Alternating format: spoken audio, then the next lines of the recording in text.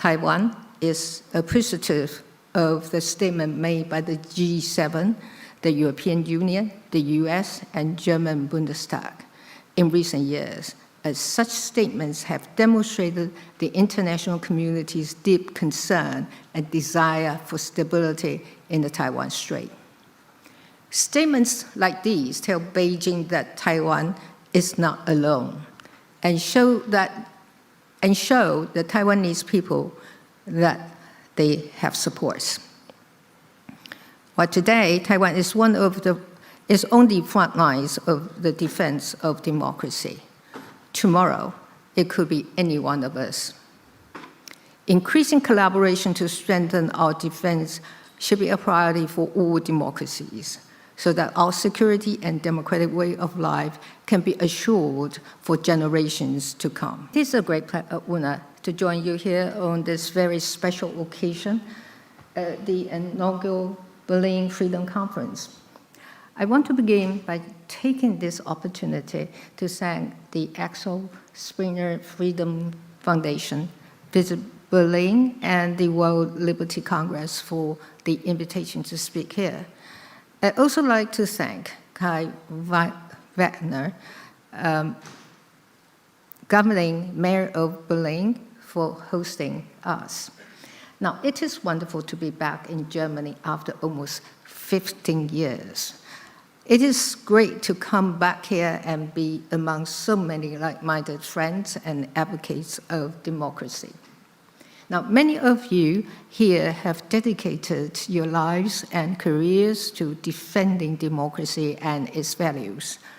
A lot of you have made tremendous sacrifices in pursuit of those values, yet you remain steadfast when faced with some of the most difficult challenges. It is an honor to be in the company of such courageous people who have been so persistent and determined in your efforts to make the world a better place. Berlin Freedom Week commemorates the fall of the Berlin Wall on the 9th of November 1989. 36 years later, this event is perhaps still the most striking symbol of democracy's victory over authoritarianism. I hope being here in Berlin at this conference can inspire us all to develop strategies to further secure what we worked so hard to achieve and hold so close to our hearts. The dissolution of the Soviet Union was a major turning point that allowed freedom to flourish in the former Eastern Bloc and beyond. And that freedom was accompanied by a new sense of hope and progress. In the wake of this wave of democratization, Taiwan made its own effort to join the democratic world. But our road to democracy was also not easy. It was preceded by decades of authoritarian rule. During that time, Taiwanese were sent to prisons for voicing dissent, and media freedom was limited. Despite this, the Taiwanese people did not give up hope, nor did they give up their democratic dreams. Eventually, their persistent efforts led to Taiwan's first democratic presidential election in 1996, and a period of democratic consolidation followed. Today, Taiwan is recognized as the world's freest and most vibrant democracy. However, as we celebrate and treasure the progress that Taiwan and so many other countries have made in past decades, the threats to democracy have also become even more severe. In recent years, for much of the world, democracy has been under increasing threat. Russia's full-scale invasion of Ukraine served as a wake-up call to all. And Europe has awakened to the extent of this threat, which after more than 3 years of war continues to grow.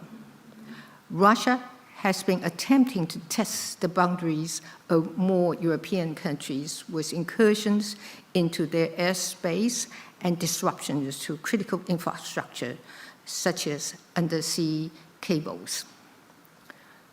In Europe, as in Asia, the authoritarian toolkit is very similar. Much of the destabilizing tactics Taiwan has faced in recent years tend to find their way to Europe eventually. We have seen this in the form of cognitive warfare and information manipulation, which are hard to identify and counter, but have long-lasting harmful consequences for democratic societies. These campaigns include disinformation, internet trolls, and media infiltration, all of which are no longer restricted by language barriers due to advances in AI technology.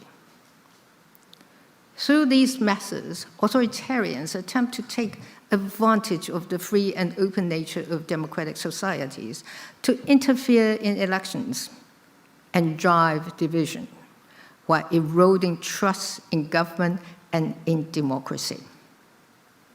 Now is the consequential time for democracies to reach out and adapt in order to keep our countries safe and our economies prosperous. The rules of engagement have changed, so our collective strategies must evolve with them. Making ourselves resilient in the face of authoritarian challenges is the key to our survival. In Taiwan, we know what resilience looks like. We understand all too well that the danger posed by those who seek to exploit democracy's imperfections. Now we're experiencing much intensified threats and intimidation almost on a daily basis. Our neighbor thought that by routinizing influence operations, gray zone activities, and military exercises, Taiwan would be debilitated by fear or become complacent. Contrary to that, the people of Taiwan utilize these challenges as a basis to build their resilience. Resilience has helped us defend our elections. It helped us weather the challenges posed by the pandemic, and it helped us counter information manipulation. For Taiwan, resilience comes in many forms, from individual to collective, from economic to security. It is crucial that we deepen security cooperation between democracies. A practical step in this direction will be to develop communications and information sharing mechanisms. A united democratic response will be much more difficult to break down for the authoritarians. Here, Taiwan has much to contribute. I want to take this opportunity to share with you our experiences in strengthening our defense and building resilience for the protection of our democracies.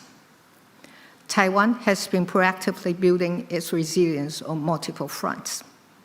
Particularly, Taiwan has continued to increase its investments in defense. During my presidency from 2016 to 2024, Taiwan's defense budget rose by over 80% at a rate of nearly 8% per year.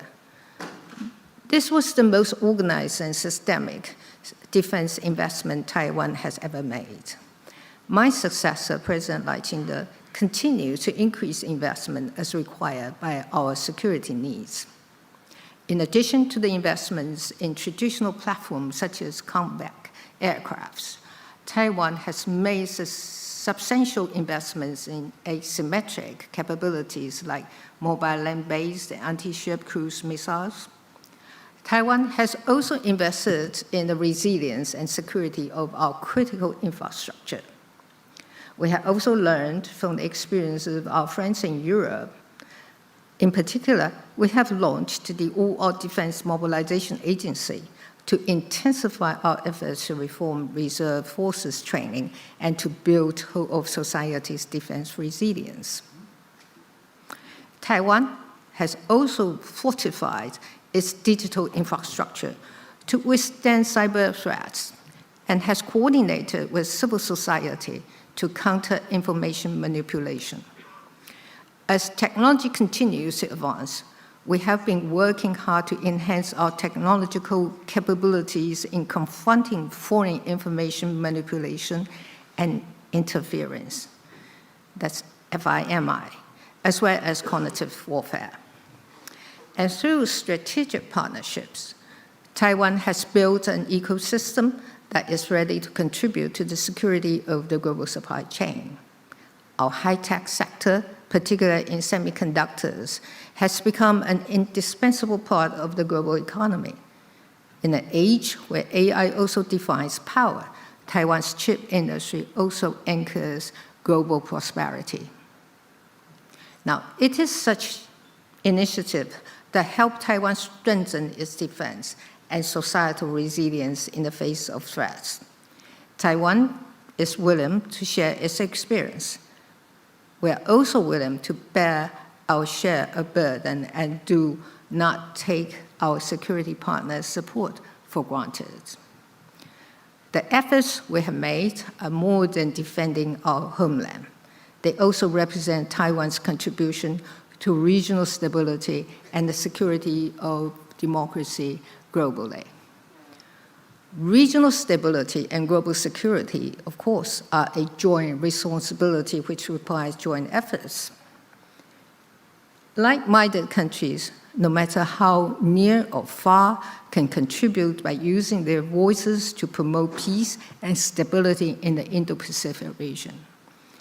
Taking a clear and united stand in support of Taiwan's security is in itself a meaningful form of deterrence against authoritarian expansion.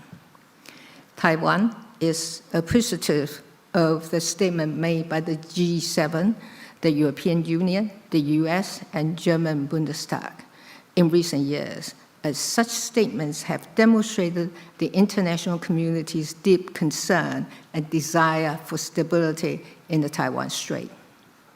Statements like these tell Beijing that Taiwan is not alone and show the Taiwanese people that they have support.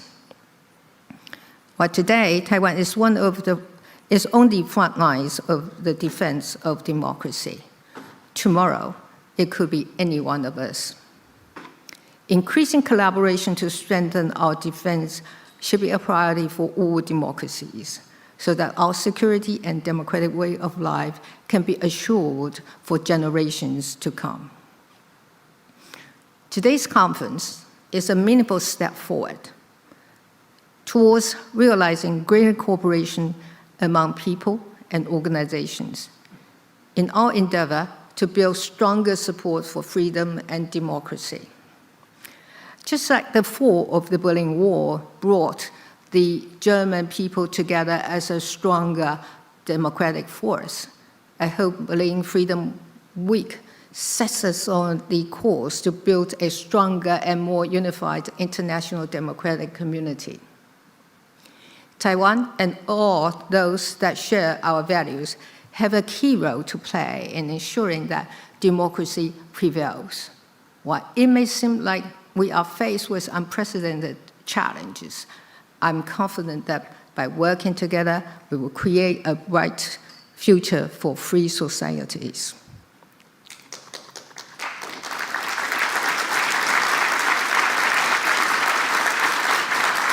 What? I have not done with my speech yet. You still have 2 minutes. You still have 2 minutes.